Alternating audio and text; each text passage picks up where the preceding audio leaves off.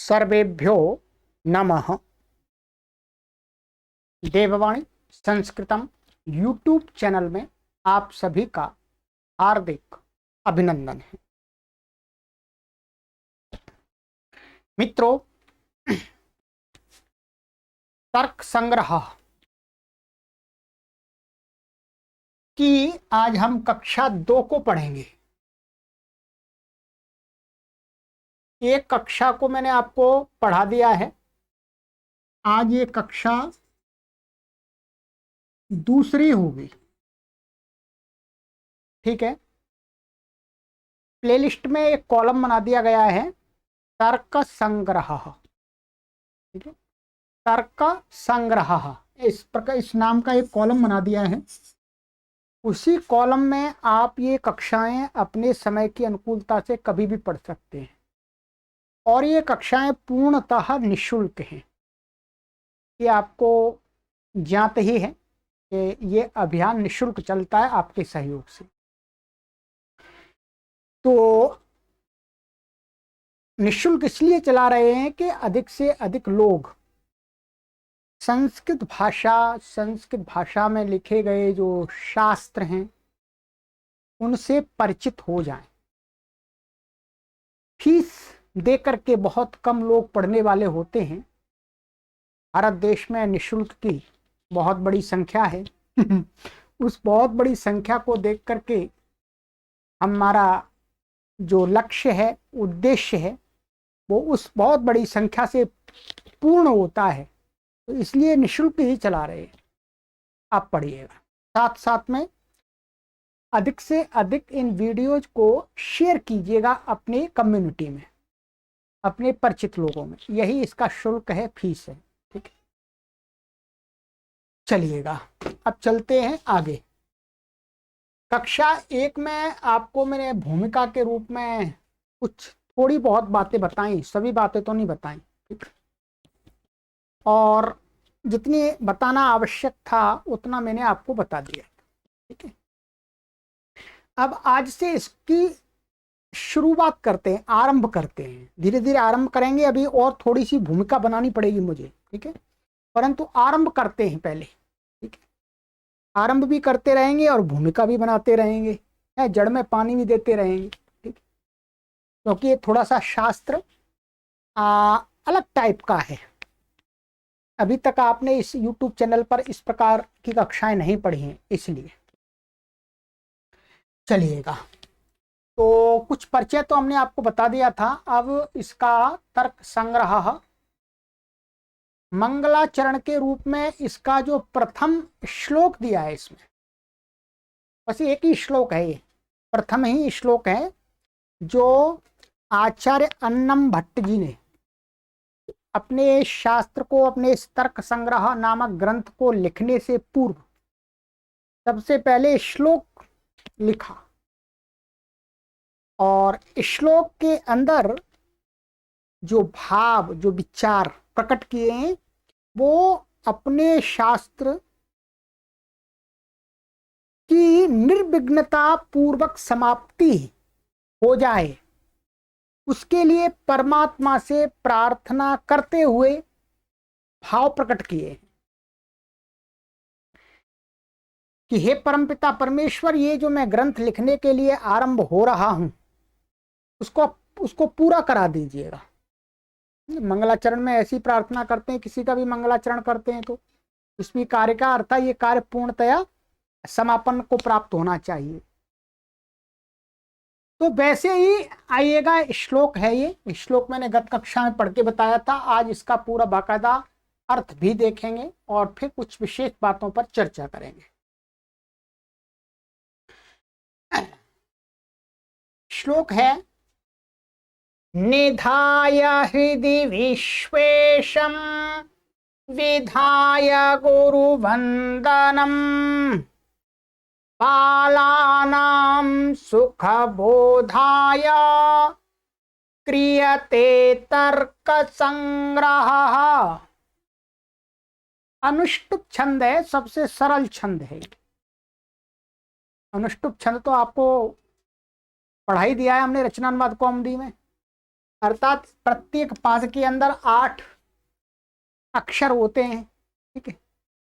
और कहाँ पर गुरु होना चाहिए, कहाँ पर लघु होना चाहिए, वो भी आपको सब पढ़ा दिया है। बस इतना ही समझ लीजिएगा। 8 8 24 अक्षर होते हैं, 24 अक्षर हैं इसके अंदर, ठीक है। आइएगा अब देखते हैं इसका सबसे पहले क्या कहते हैं। जो अन्नम भट्ट इसके लेखक हैं, ठीक है। तो इसलिए अन्नम भट्ट कहते हैं, क्या कहते हैं कि निधाय हृदय विश्वेशम। तो इसको ऐसा करेंगे कि हृदय विश्वेशम निधाय, इस प्रकार से इसमें आपको अन्वय करना पड़ेगा। क्या करना पड़ेगा? हृदय पहला पद हो गया, विश्वेशम दूसरा हो गया, और निधाय ये तीसरा पद हो गया, ठीक है। अब देखिएगा, आप संस्कृत थोड़ी जानते तो आराम से अर्थ लग जाएगा। अन्नम भट्ट जी कहते हैं कि हृदय विश्वेशम निधाय, अपने हृदय में, हृदय का अर्थ हुआ यहां पर अपनी अंतर आत्मा में, विश्वेशम ये द्वितीय का रूप है, ये सप्तमी का है हृदय। तो हृदय में, अंतरात्मा में, विश्वेशम, विश्वेशम ये द्वितीय है, प्रथमा द्वितीय व्यक्ति एक वचनांत है। विश्वेशम माने विश्व का जो ईश्वर है, अर्थात परमात्मा है, जो परम शक्ति है। तो विश्वेशम माने ईश्वर को, परमात्मा को, निधाय, निधाय का अर्थ है धारण करके। धारण करके, धारण करने का अर्थ है यहां पर ध्यान करके, चिंतन करके। मैं इस ग्रंथ को लिखने जा रहा हूं तो सबसे पहले अपनी अंतरात्मा में उस परम पिता परमेश्वर का चिंतन, ध्यान धारण करके, हे प्रभु आप हैं, आपकी सत्ता इस संसार में है, आप सर्वशक्तिमान हैं, आप निराकार हैं, आप न्यायकारी हैं, अजन्मा हैं, अनंत हैं, अविकारी हैं। इस प्रकार से परमात्मा को अपने मन में धारण करके, निधाय माने ध्यान करके, ठीक है। ये क्या है? क्त्वा ल्यप का प्रयोग है, करके। तो ध्यान करके, चिंतन करके, अन्नम भट्ट कहते हैं कि सर्व से पहले मैं परमात्मा का ध्यान करता हूं, अपने परमात्मा का स्मरण करता हूं अपनी अंतरात्मा में करके। कहते हैं गुरु वंदनम विधाय, फिर उसके बाद पहले ईश्वर का ध्यान किया, फिर कहते हैं कि भाई ये जो विद्या है, जो भी मैं कुछ लिखने जा रहा हूं, इसका श्रेय किसको है? मेरे गुरुओं को है। गुरुजनों ने ही तो मुझे ये विद्या बताई है, मैं इसका वस्तुतः करता धरता नहीं हूं। ये तो गुरुओं की कृपा है कि मैं इतना समझ पाया इस शास्त्र को और ये कुछ लिखने के लिए तैयार हुआ हूं। तो कहते हैं फिर गुरु वंदनम विधाय, गुरुओं की वंदना माने गुरुओं को नमस्कार प्रणाम, विधाय माने करके। फिर गुरु जी को नमस्कार करते हैं। गुरु माने गुरु जी, गुरुओं को, जो जो गुरु हैं तो वो अपने गुरुओं को प्रणाम करके। कितनी विनम्रता है। कहते हैं फिर बालानाम सुख बोधाय, और किस लिए कर रहा हूं ये शास्त्र बना रहा हूं। कहते हैं बालानाम सुख बोधाय, बालानाम माने बालकों के लिए छोटे छोटे बच्चों के लिए। नहीं ऐसा नहीं, बालानाम सुख बोधाय, जो बालक हैं जिन्होंने, या बाला नाम, बाल जो बाल लिया है, बाल का अर्थ है यहाँ पर बालक, छोटे छोटे बालक नहीं है, यहाँ पर बालक उनका नाम है जिन्होंने व्याकरण को पढ़ लिया है, काव्य को पढ़ लिया है, अन्य शास्त्रों को पढ़ लिया है, परंतु न्याय शास्त्र को नहीं पढ़ा है। ठीक है, व्याकरण आदि जिन्होंने पढ़ लिया है परंतु न्याय शास्त्र को नहीं पढ़ा है, तो ऐसे लोगों को यहां पर बाला नाम, बाल कहा है, बच्चा कहा है। अब देख लीजिएगा आप। ठीक है, तो बाला नाम अर्थात जिन्होंने न्याय शास्त्र को नहीं पढ़ा है, अन्य ग्रंथों को पढ़ लिया है, ऐसे उन बालकों के लिए, अपठित न्याय शास्त्रों वालों के लिए, कैसे सुख बोधाय, माने न्याय शास्त्र की जो विद्या है, न्याय शास्त्र और जो वैशेषिक दर्शन है, उसका जो सिद्धांत है, उन सिद्धांतों के सुख बोधाय, माने बच्चों को, बालकों को सुख पूर्वक, माने आसानी से बोध कराने के लिए, बोधाय माने बोध कराने के लिए, समझाने के लिए, जनाने के लिए,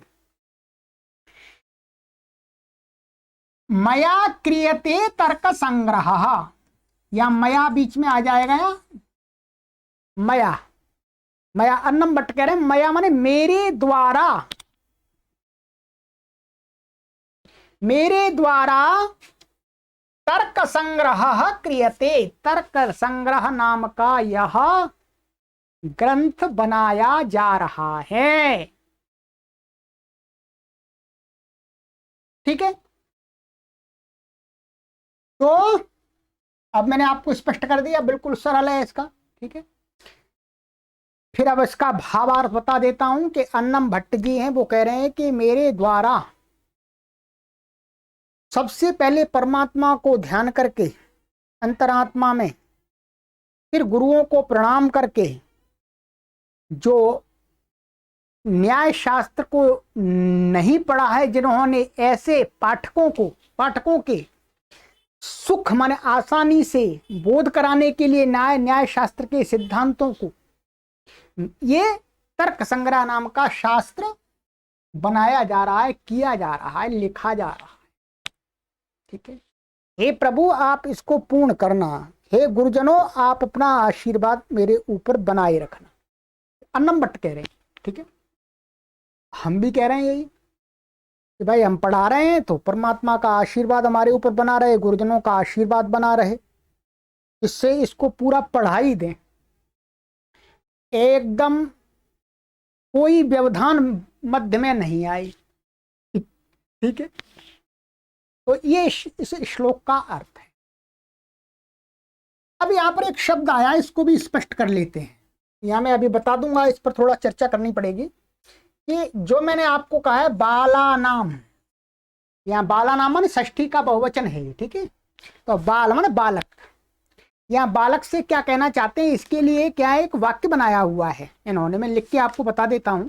ठीक है, या आप लिख भी सकते हैं, मैं बता देता हूं।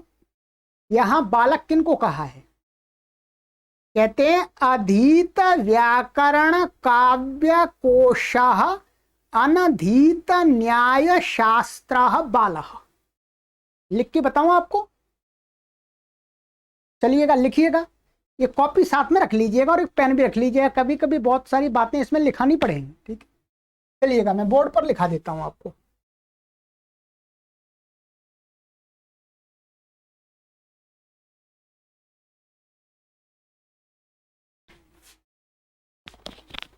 लिखिए, अधीत व्याकरण शास्त्र, व्याकरण लिखिए, अधीत व्याकरण काव्यकोश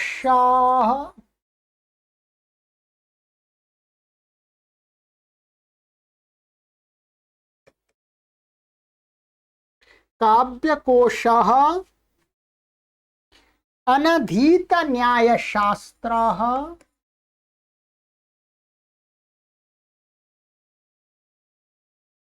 न्याय शास्त्र बालः।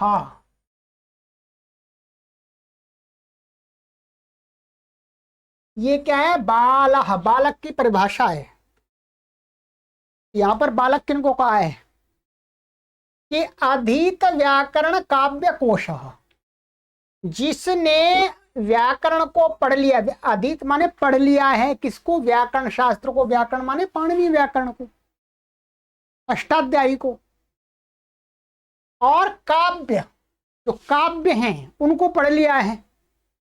और जो कोश ग्रंथ हैं, अमर कोश आदि जो ग्रंथ हैं, उनको पढ़ लिया है। परंतु अनधीत न्याय शास्त्र, परंतु अनधीत माने न्याय शास्त्र को नहीं पढ़ा है जिन्होंने, ऐसा व्यक्ति क्या है? बालः, वो बच्चा है जी, वो बच्चा है। उसको बच्चा कहा है, छोटे बालक को बच्चा नहीं कहा है। हमने भी यदि न्याय शास्त्र को नहीं पढ़ा है तो हम भी बच्चे हैं। ठीक है, तो ये परिभाषा यहां पर बनाई है बालः। तो बालानाम सुखबोधाय क्रियते तर्क संग्रह।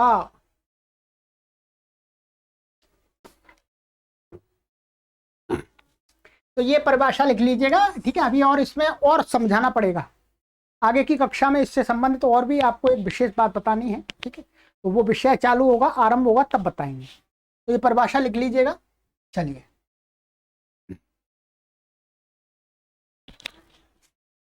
तो ये हो गया, ठीक है। श्लोक हो गया।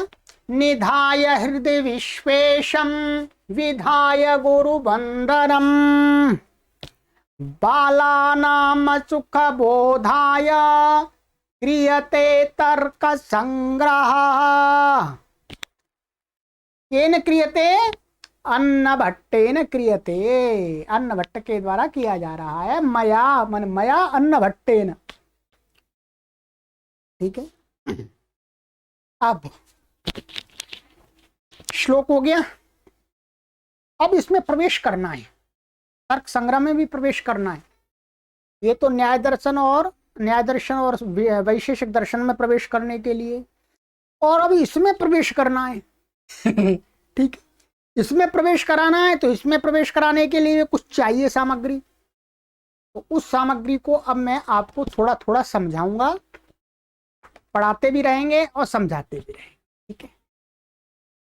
कॉपी तैयार कर लीजिएगा और पेन तैयार कर लीजिएगा। कुछ बातें मुझे बतानी है, पढ़ानी है, लिखानी है आपको, ठीक है। इसमें ये शब्द आएंगे बार बार, देखिएगा, इनको लिख लीजिएगा एक बार, फिर मैं समझाऊंगा आप।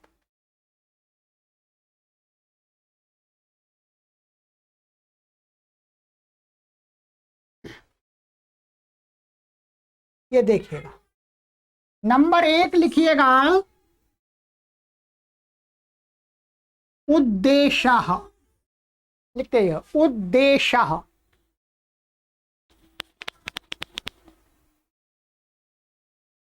नंबर 2 लक्षणम।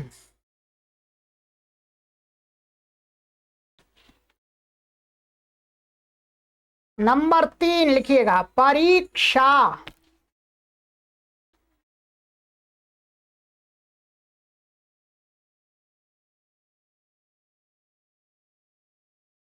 ठीक है, फिर आगे अलग से लिखिएगा अव्याप्ति ही।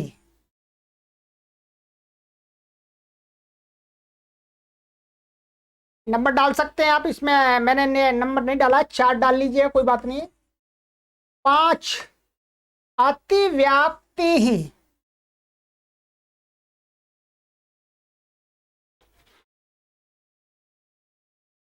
नंबर 6 असंभव।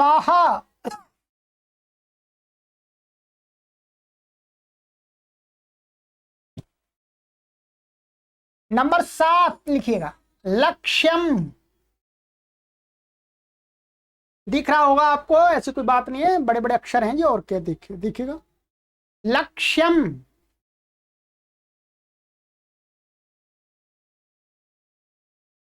नंबर 9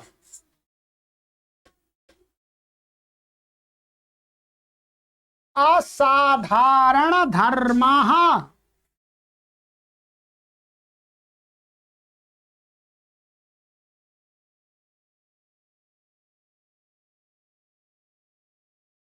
आगे और लिख लीजिएगा, इन पर नंबर डाल लीजिएगा, अलग प्रकार से नंबर डाल सकते हैं इस पर। यहां नंबर 1 उद्देश्य फलम,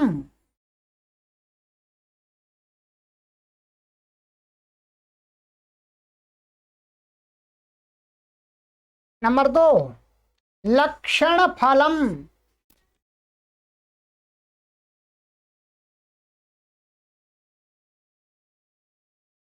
नंबर 3 परीक्षा फलम। ठीक है, परीक्षा फल भी मिलेगा आपको।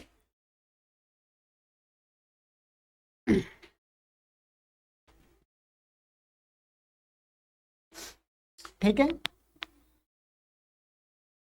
ये ऐसे शब्द हैं कि इन शब्दों का इस शास्त्र के अंदर जो अर्थ है उस अर्थ से प्राय करके जब तक इस शास्त्र को नहीं पढ़ते हैं तब तक अपरिचित रहते हैं।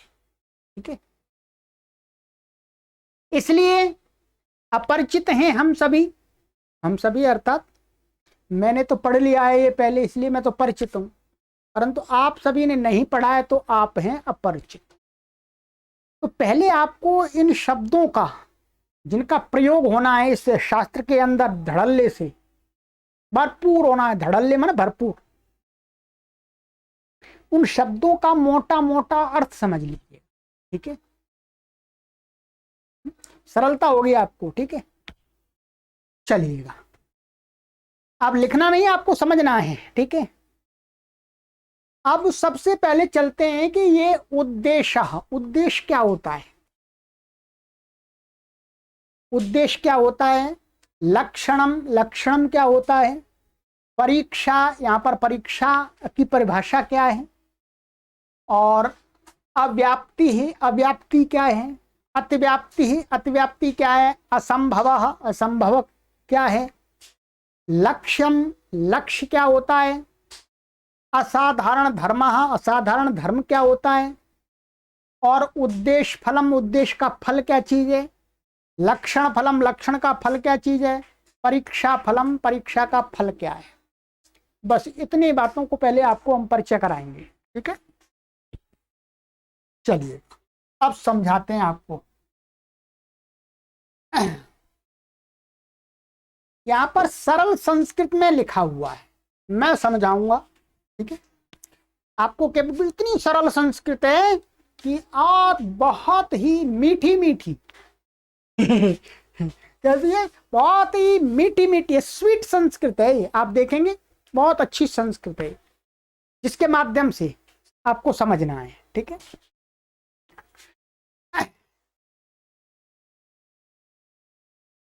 अस्य तर्क संग्रहस्य उद्देश्यत्रयम्, यहां कहते हैं व्याख्याकार कि भाई इस तो तर्क संग्रह है, इसके 3 भाग हैं, माने इसके 3 विभाजन करेंगे, 3 उद्देश्य हैं इसके, माने सिद्धांतों को समझाने के लिए 3 उद्देश्य रखे गए हैं। क्या है, पहला है उद्देशो लक्षणम परीक्षा चेति। ये ध्यान देंगे, जो ये संस्कृत लिखी है ये संधि करके लिखी हुई है, संधि करके। ठीक है, तो कहते हैं 3 लक्षण कौन से हैं, उद्देश्य हैं। पहला तो है उद्देश्य, क्या है, नंबर पहला उद्देश्य, नंबर 2 लक्षण है, जो अभी ये सारी बातें बता रहा था मैं, ये बताऊंगा, और परीक्षा, ये 3 बातें में ही ये समिट जाएगा पूरा तर्क संग्रह, उद्देश्य, लक्षण, परीक्षा में। अब एक एक को क्लियर करते हैं कि उद्देश्य क्या है। लक्षण क्या है, परीक्षा क्या है। घबरा तो नहीं रहे? नहीं, छोड़ना नहीं है गुरुजी को। छोड़ना नहीं है जी, ठीक है। आपसे हाथ जोड़ के निवेदन है, आपको ये पढ़ना है शास्त्र पूरा, घबराने की आवश्यकता नहीं है। आइएगा, उद्देशो नाम, कहते हैं उद्देशो नाम, या नाम, नाम शब्द का अर्थ है भाई उद्देश्य, उद्देश्य, उद्देश्य नाम माने उद्देश्य, उद्देश्य जो शब्द है वो ये है, ठीक है। तो उद्देशो नामा माने उद्देश्य ये है, क्या है उद्देश्य, किसको कहते हैं, नाम ग्रहण मात्रेण वस्तूनाम विभाग प्रदर्शनम, ठीक है। वस्तु नाम दीर्घ होगा, गलत लिखा हुआ है। नाम ग्रहण मात्रेण, नाम, जैसे मानिएगा इसका नाम क्या है, पेन, मेरा नाम क्या है, श्रवण कुमार, इसका नाम क्या है, स्मार्ट बोर्ड, इसका नाम क्या है, तर्क संग्रह, इसका नाम क्या है, यज्ञ की पुस्तक, इसका नाम क्या है, धातु पाठ। केवल वस्तुओं के क्या है, वस्तु नाम, नाम ग्रहण मात्र है, केवल वस्तुओं के नाम मात्र बताने से जो विभाग किया जाता है, भाई ये धातु पाठ है, ये यज्ञ की पुस्तक है, ये तर्क संग्रह है, और ये पेन है, ये विभाग हो रहा है सबका अलग अलग नाम मात्र से। अभी इसके अंदर क्या है ये नहीं बताया जा रहा, केवल नाम नाम से बताया जा रहा, भाई पेन, यज्ञ पुस्तक, धातु पाठ, तर्क संग्रह, विभाग हो गया, अलग अलग हो गए। तो कहते वस्तु नाम नाम मात्र ग्रहणेन विभाग प्रदर्शन, मान विभाग का प्रदर्शन माने बताना, कहना, दिखाना ही क्या होता है, उद्देश्य। बस मात्र नाम नाम बता देना, नाम के द्वारा विभाग कर देना, भाई ये हो गया, ये मंदिर हो गया, ये गुरुद्वारा हो गया, ये मस्जिद हो गई, ये चर्च हो गई, ये शिव जी का मंदिर हो गया, ये हनुमान जी का मंदिर हो गया, ये आर्य समाज मंदिर हो गया, ठीक है। इस प्रकार से नाम बता देना, ये श्रवण कुमार हो गया, ये राधे श्याम हो गई, ये कृष्ण हो गई, ये श्यामलाल वर्मा हो गए, ये श्यामलाल शर्मा हो गई, ठीक है। अच्छा, इस प्रकार से नाम मात्र बताना ही क्या कहलाता है, उद्देश्य। उद्देश्य समझ में आ गया। अब भाई यथा, जैसे द्रव्य गुण कर्म सामान्य विशेष समवाया भावा सप्त पदार्था इत्यादि। अस्मिन् वाक्ये द्रव्यादीनां लक्षणानि न प्रदर्शितानि किन्तु तेषां नाम ग्रहणमेव कृत्वा संख्यैव प्रदर्शिता, अतोत्रोद्देशो दृश्यते। कितनी सरल संस्कृत है, आनंददायक है। ऐसी संस्कृत को सुनने में, बोलने में आनंद आता है। क्या कह रहे हैं, जैसे उदाहरण दे रहे हैं, जैसे आगे इसमें आएगा, तर्क संग्रह में आगे पढ़ेंगे कि द्रव्य गुण कर्म सामान्य विशेष समवाय अभाव सप्त पदार्था। अस्मिन् वाक्य मानी ये वाक्य है तर्क संग्रह का, इस वाक्य में द्रव्यादि नाम लक्षणानि माने इसमें द्रव्य क्या होता है ये नहीं बताया गया, गुण क्या होता है ये नहीं बताया, कर्म क्या होता है, कर्म के लक्षण क्या है ये नहीं बताया, सामान्य क्या होता है, विशेष क्या होता है, समवाय क्या होता है, अभाव क्या होता है ये नहीं बताया।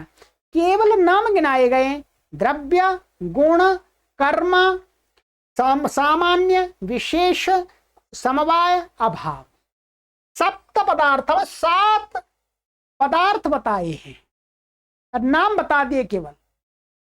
वही कह रहे हैं द्रव्यादि नाम लक्षणानि न प्रदर्शितानि, द्रव्यों का, द्रव्य का, गुण का, इनका लक्षण नहीं बताया, इनकी पहचान कैसे करें, इनकी ये पहचान है ये नहीं बताया, क्या नाम बताए।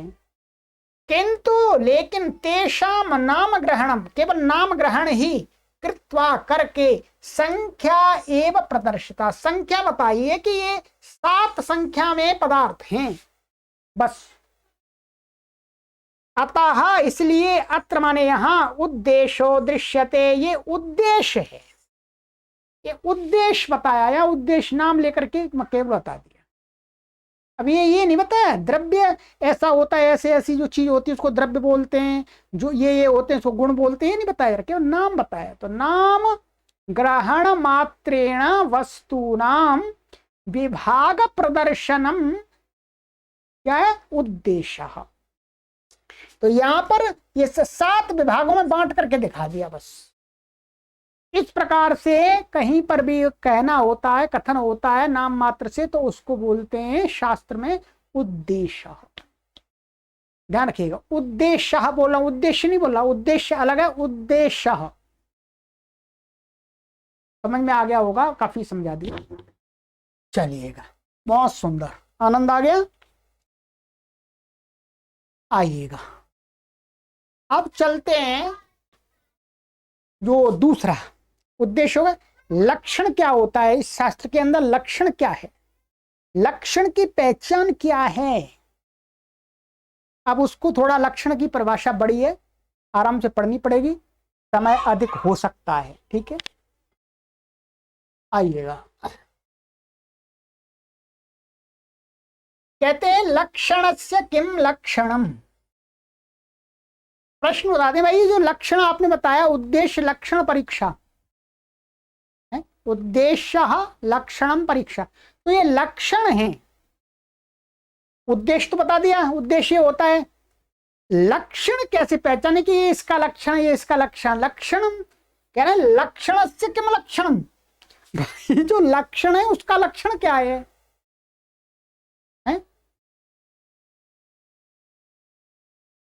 लक्षणस्य माने ये जो उद्देश्य लक्षणम परीक्षा में जो लक्षणम दिया आपने, उसका लक्षण क्या है भाई। तो कहते हैं असाधारण धर्मो लक्षणम,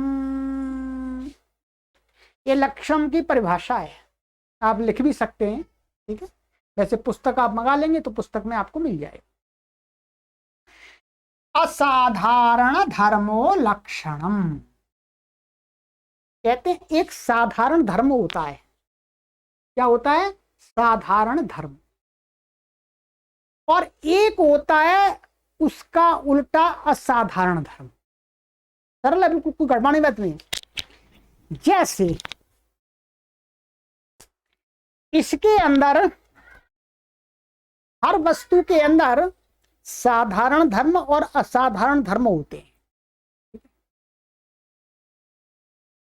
ये 2 पुस्तकें हैं, 2 वस्तु हैं, पुस्तकें नहीं, ये क्या है, 2 पदार्थ हैं। इसको क्या बोल रहे हैं, पेन, इसको क्या बोल रहे हैं, पुस्तक, ठीक है।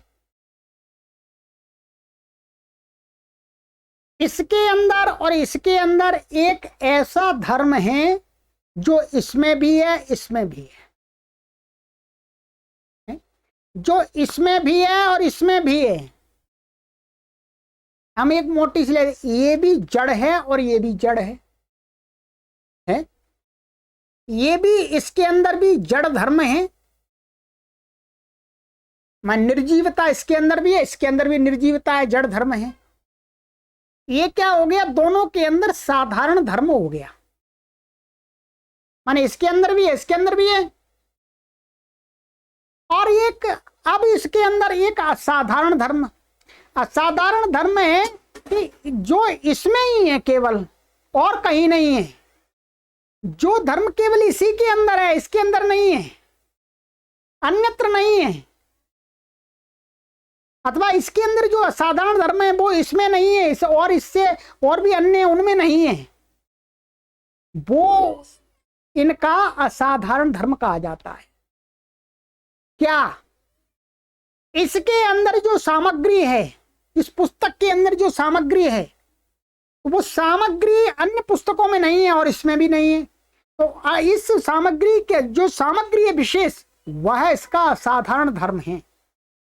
और ये पेन है, इस पेन की जो आकृति आदि या इसका जो क्रिया, जो इसकी लिखना आदि क्रिया है, वो इसके अंदर नहीं है, तो इसके अंदर वो असाधारण धर्म है। तो असाधारण धर्म का मतलब है कि वो एक ही वस्तु से एक ही वस्तु में हो, दूसरी में भी ना, दूसरे में ना हो। और कई वस्तुओं में जो एक धर्म मिलता है वो साधारण धर्म होता है।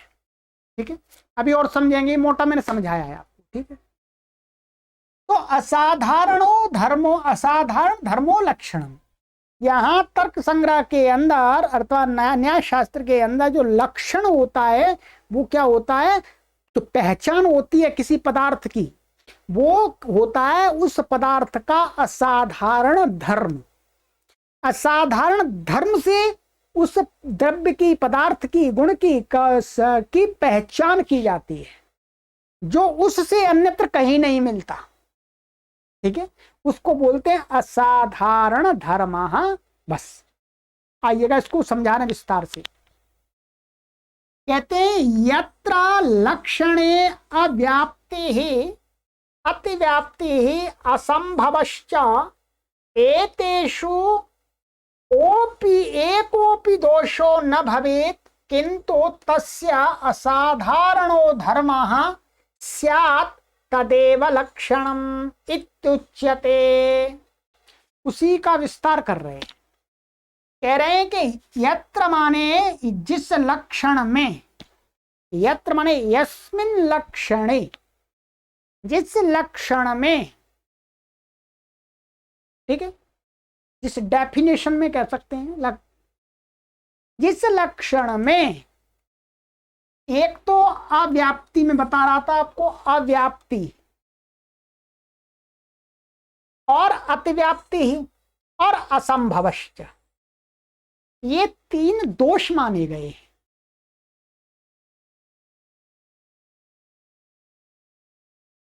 हाँ नहीं, ये नहीं, एतेषु माने इनमें से एकोपि दोषो न भवेत्।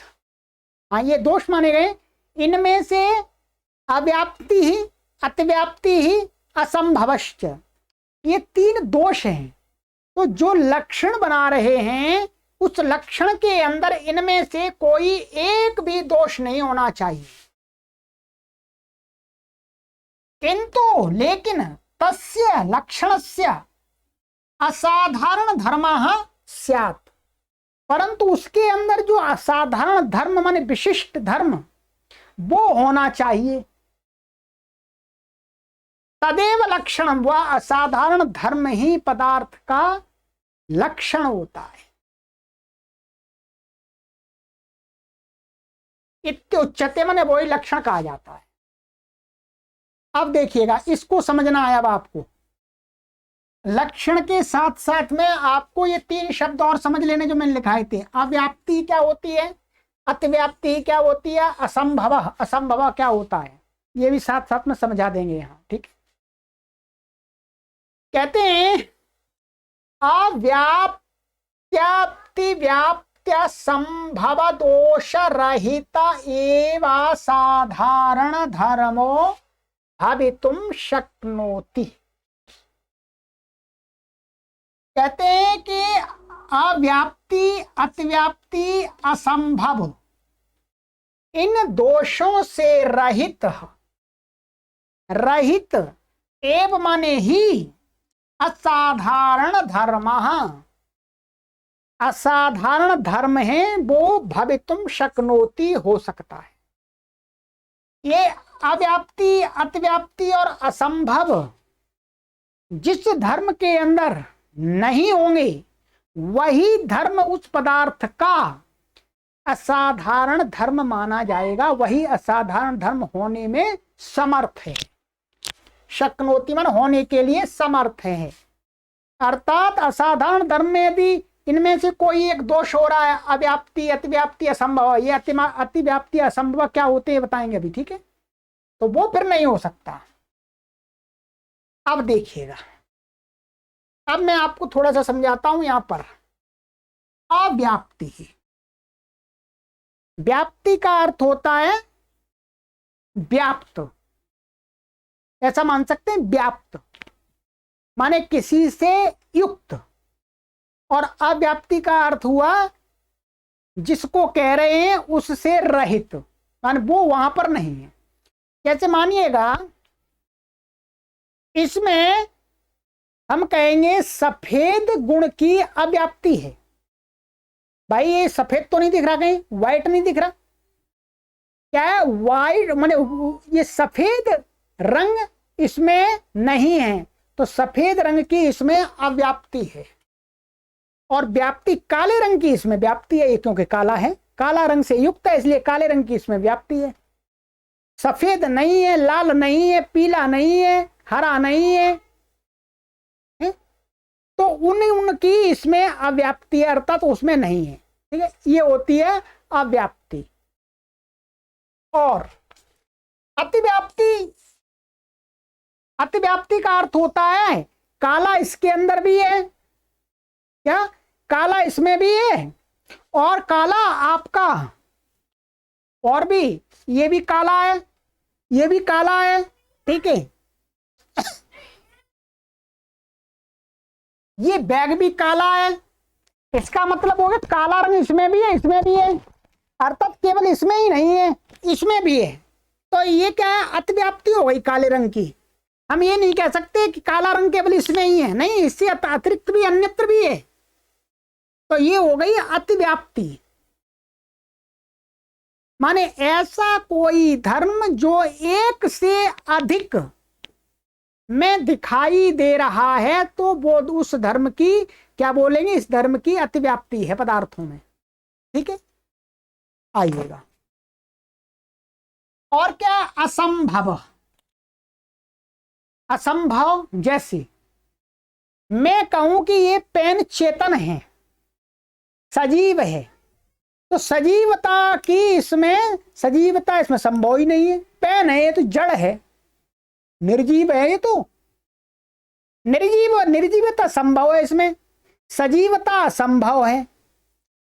तो असंभव माने इसके, जिसके पदार्थ के अंदर जो गुण है ही नहीं, हो ही नहीं सकता तीनों कालों में, ये कभी सजीव नहीं बन सकता। तो जिस गुण की तीनों कालों में संभावना नहीं रहती है, उस गुण को उस पदार्थ में कहते हैं ये असंभव है। इसमें ये मोटा मोटा मैंने इन तीनों शब्दों के अर्थ बताए, बाकायदा अब आप इस उदाहरणों में समझ जाएंगे। ठीक है, आइएगा। आपको कोशिश करेंगे कि आपको तर्क संग्रह का मास्टर बना दें, आप आराम से किसी को पढ़ा सकें। ठीक है, क्या कहते हैं, यस्य लक्षणम क्रियते तल्लक्ष्यम भवति। एक शब्द मैंने आपको बताया था, लक्ष्य क्या होता है, लक्ष्य को भी समझ लीजिएगा। लक्षण और लक्ष्य, यस्य वस्तुनः लक्षणम क्रियते, जिसका, जिस भी वस्तु या पदार्थ किसी का भी लक्षण बनाया जाता है, तो जिसका बनाया जाता है वो वस्तु पदार्थ क्या कहलाती है, तल लक्ष्यम भवति, वो लक्ष्य होता है। लक्ष्य का अर्थ यहां समझ लीजिए, जो मैंने लिखाए थे, लक्ष्य होता है। ठीक है, यदि मैं इस पेन का लक्षण बता रहा हूं, लक्षण बता रहा हूं, तो पेन क्या हो जाएगा, लक्ष्य हो जाएगा। कहूं ये पेन लिखना, लिखता है, लिखने वाला होता है, वो पेन होता है, और ऐसा लंबा लंबा होता है, ये इसके लक्षण हुए। और तो ये पेन क्या हो गया, लक्ष्य हो गया। ठीक है, यस्य लक्षणम क्रियते तत् लक्ष्यम भवति, वो लक्ष्य होता है। स्पष्ट है। यथा, अब उदाहरण दे रहे हैं, बहुत सुंदर, देखिए। गौर लक्षणम क्रियते, गौर लक्षण माने गौ, जो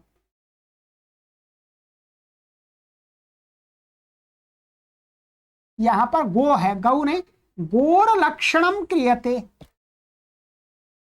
गाय का लक्षण किया जा रहा है। गाय क्या है, गाय की पहचान बताई जा रही है। ठीक है, चेत यदि गौर लक्ष्या भवति, कहते हैं यदि गौ का लक्षण किया जा रहा है तो क्या है, चेत माने तो, इसमें क्या हो जाएगा, गौ, जो गौ है वो लक्ष्या भवति माने लक्ष्य हो जाएगी। ये गौ शब्द यहाँ पर स्त्रीलिंग ऐसे लक्ष्या है, ठीक है। हिंदी में हम लक्ष्या नहीं बोलेंगे, लक्ष्य ही बोलेंगे।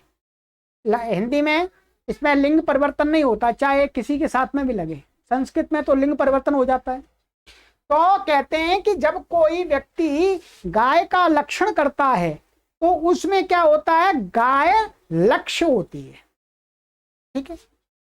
लक्ष्यस्यैव लक्षणम क्रियते, जो लक्षण होता है वो लक्ष्य का ही किया जाता है और किसी का नहीं किया जाता।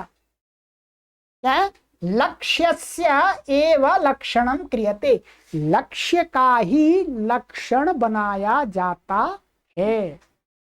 कोई लक्ष्य है तभी हम उसका लक्षण बनाएंगे, लक्ष्य है ही नहीं तो किसका लक्षण बनाएंगे, नहीं बना सकते। तात्पर्यमिदमत्र यदा यस्मिन् लक्ष्ये अव्याप्ति अतिव्याप्ति असंभव दोषत्रये एकोपि दोषो विद्यमानो न भवति तादृशं लक्षणमेव स्वीकर्तव्यम्।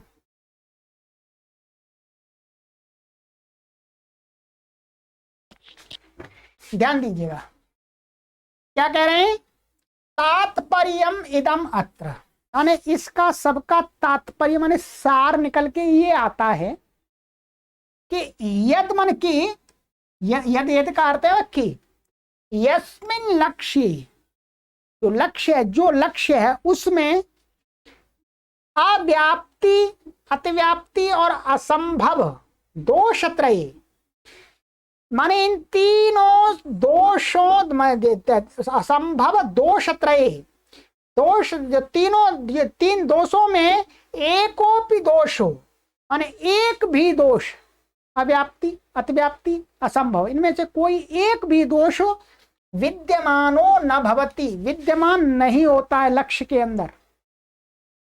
तादृशम माने उस प्रकार का लक्षण एव माने ही स्वीकर्तव्यम, स्वीकार करना चाहिए।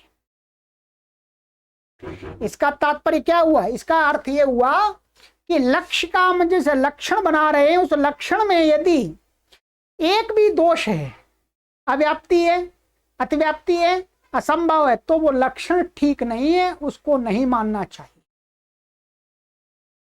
इन तीन दोषों से रहित लक्षण हमें बनाना चाहिए लक्ष्य का, ठीक है। आइएगा आगे चलते हैं।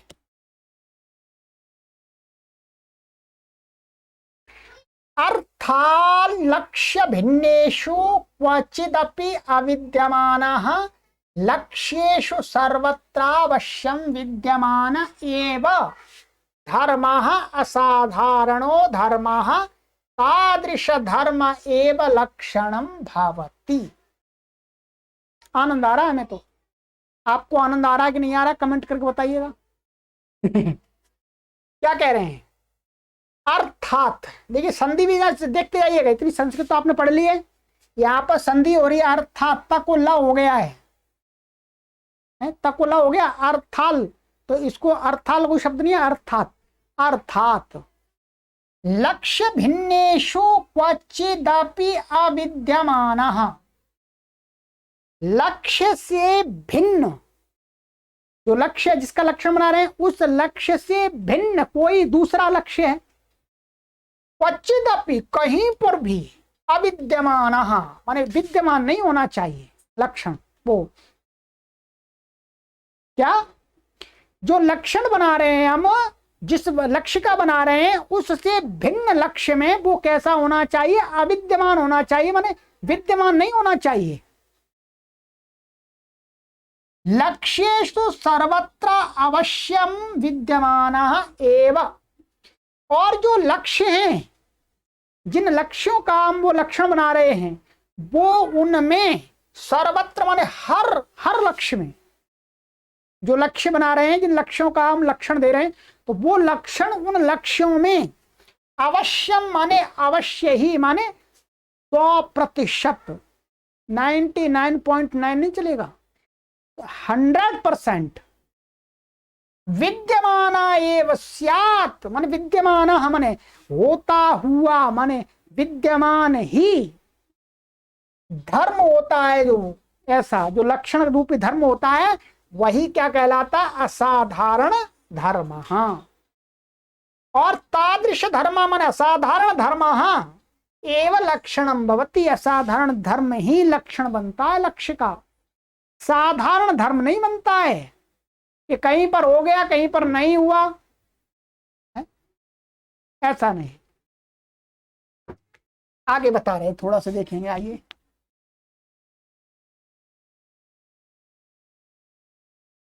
अव्याप्त्याति व्याप्त्य संभव दो रूप दोष त्रय शून्यत्वे सति असाधारण धर्मवत्वम लक्षणस्य लक्षणम इति सारः। इसको अब ये सार निकल के आया।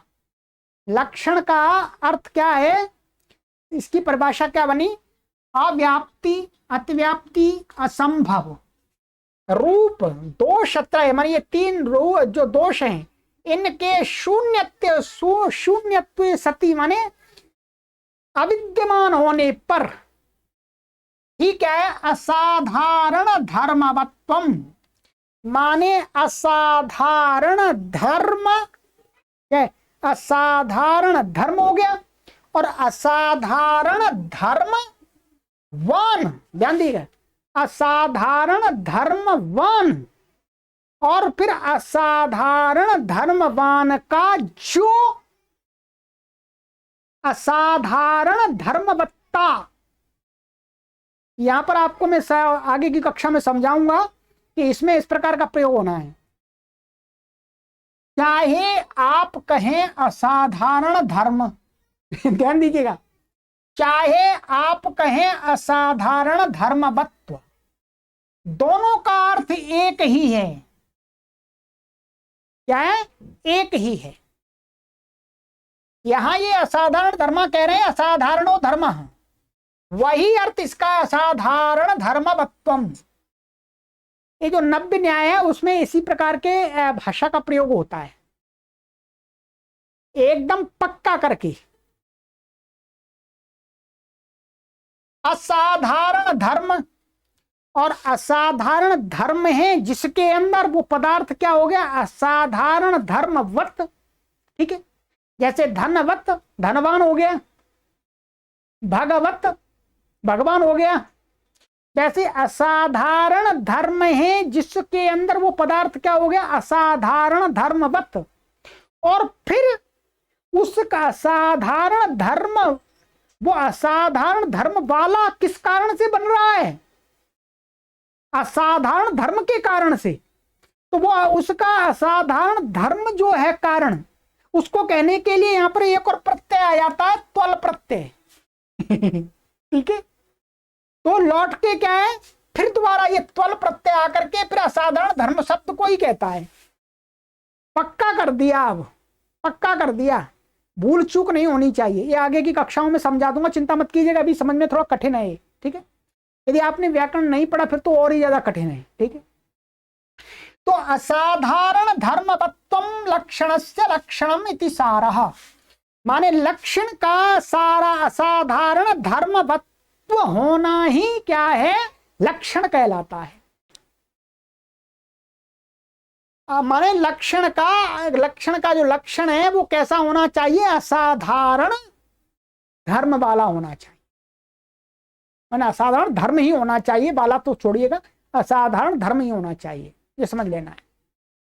इसके अंदर तीन शब्द हैं, ये अब आपको थोड़ा समझा देता हूं यहीं पर। असाधारण धर्मवत्वम, अब देखिएगा इसको कैसे समझना है आपको।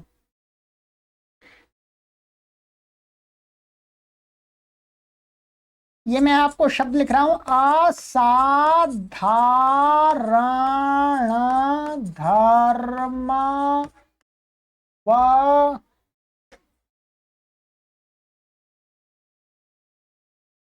वत्वम।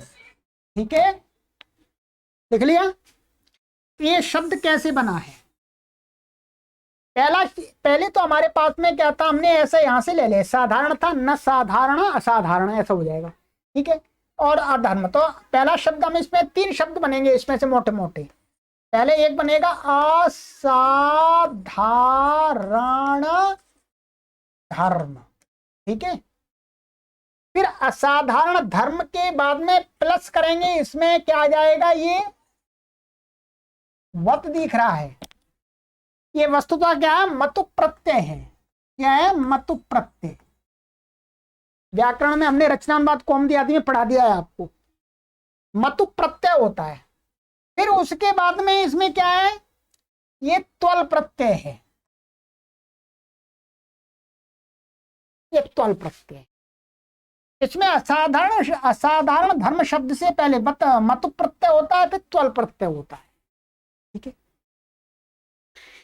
तो तब जाकर के ये जो शब्द है, ये शब्द बना जब इससे असाधारण, जब किसी भी शब्द से मतुप ले आते हैं, फिर मतुप के बाद त्वल ले आते हैं, तो जो मूल शब्द होता है मतुप से पहले का, उसी के अर्थ को दृढ़ता के साथ बताता है।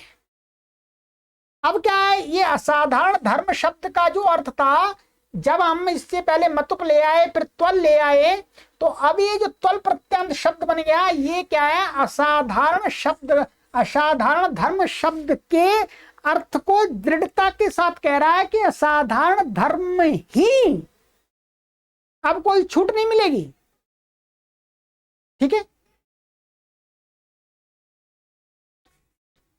जैसे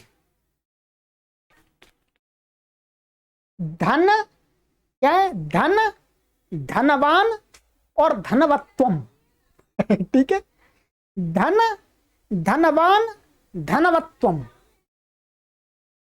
धनवत्वम का अर्थ है धन, वास्तव में क्या है, धनवत्वम, धनवत्वम का अर्थ क्या है, धन, 100% धन। जो धनवान को धनवान क्यों कहते हैं, धन के कारण से, धन के कारण से। तो जिसके कारण से जिसको कहा जाता है, तो जिस कारण से कहा जाता है उसी कारण को कहने के लिए त्वल प्रत्यय आता है, ठीक है, जिसको भाव बोलते हैं।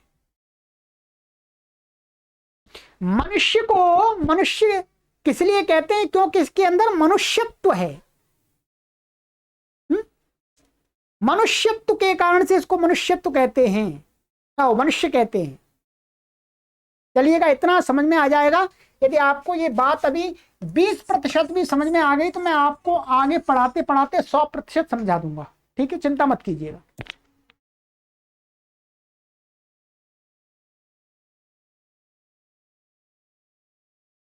ये हो गया, ठीक है। तो अभी इसमें काफी चीजें रह गई हैं, अभी केवल हमने लक्षण की बात देखी। अब आगे की कक्षा में हमको ये देखना है, मैंने आपको वैसे मोटा मोटा समझा दिया है, परंतु यहाँ पर व्याख्याकार ने बहुत सटीक उदाहरण देकर समझाया कि अव्याप्ति क्या होती है, अव्याप्ति दोष, अतिव्याप्ति दोष क्या होता है, असंभव दोष क्या होता है, इसकी परिभाषा आगे की इसमें कक्षा में हम पढ़ेंगे, ठीक है जी। और ये परिभाषाएं पढ़ेंगे और आपको फिर इसका फलादि बता दें और आगे निरंतर चलते रहेंगे, ठीक है। तो मुझे पूरा विश्वास है कि ये कक्षा आपके बौद्धिक कपाटों को खोलने में सहायता देगी, आपके बुद्धि के स्तर को बढ़ाने में सहयोग करेगी, आपकी समझ को विस्तार देने में सहयोग करेगी। आप एक चीज को 1000 प्रकार से सोच सकते हैं। चलिएगा, फिर और आगे की कक्षा में उपदेश करेंगे। ज्यादा उपदेश कर दिया तो हमको भी डर लगता है कहीं आप खिसक ना जाएं। ठीक है, चलिए, सर्वेभ्यो नमः।